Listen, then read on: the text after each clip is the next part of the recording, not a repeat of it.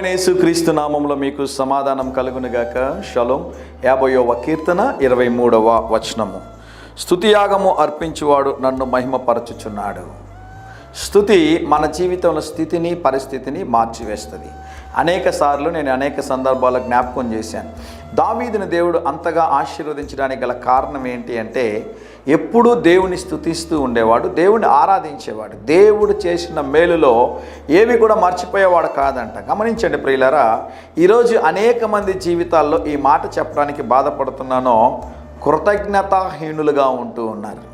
నిజంగా ఈ మాట వాడుతున్నందుకు చాలా బాధపడుతున్నాను.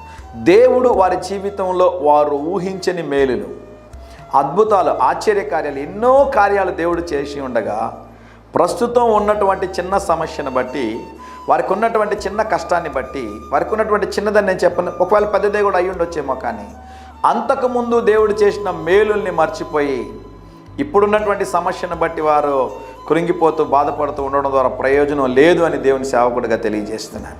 నువ్వు ఊహించని మేలులు దేవుడు చేస్తున్నాడు, అద్భుత ఆశ్చర్య కార్యాలు చేస్తున్నాడు. ఒకవేళ ఈరోజు ఏ కొరతన్నా ఉండొచ్చు, ఏ సమస్య అయినా ఉండొచ్చు, ఏ ఇబ్బంది అయినా ఉండొచ్చు, వాటన్నిటిని పక్కన పెట్టి ప్రభు సన్నిధిలో కూర్చొని చక్కగా కాసేపు దేవుని ఆరాధించి చూడండి. ప్రభువా, తిరిగి ఆ మొదటి ప్రేమలోనికి వద్దామా? ప్రభువా, నేను స్తుతిస్తున్నాను, నీ నామమును గణపరుస్తున్నాను, నువ్వు గొప్ప దేవుడో ప్రభువా, నువ్వు మేలులు చేయు దేవుడో ప్రభువా, నాకెంతైనా చాలిన దేవుడుగా ఉన్నావు ప్రభువా, నిన్ను స్తుతిస్తున్నాను, నిన్ను గణపరుస్తున్నాను.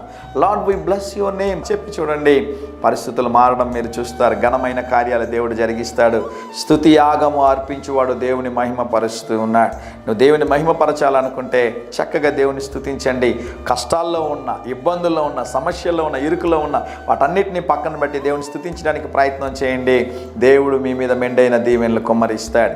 ధైర్యంగా ఈ దినాన్ని ఎదుర్కోండి. దేవుని సన్నిధి మీకు తోడుగా వచ్చునుగాక.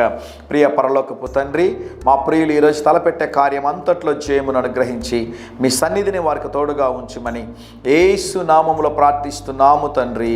Amen, amen.